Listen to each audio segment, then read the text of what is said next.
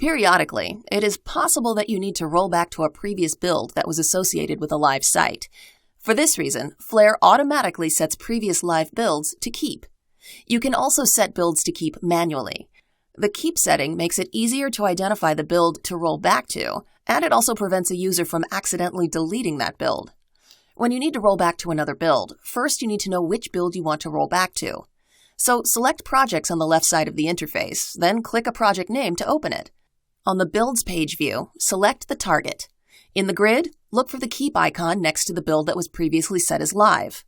Make a note of the date and time the build was finished generating.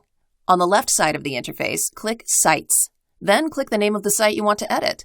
In the dialog, click the Build dropdown. Select the build that was previously used for the live output. In other words, find the build with the timestamp that matches what you saw on the Builds page. Click Save. That build is now associated with the live site.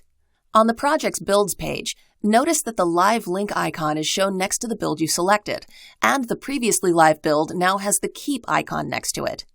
If you want to delete the build that you replaced, you can remove the keep setting on it by selecting the checkbox next to that build and clicking the Set as Keep button.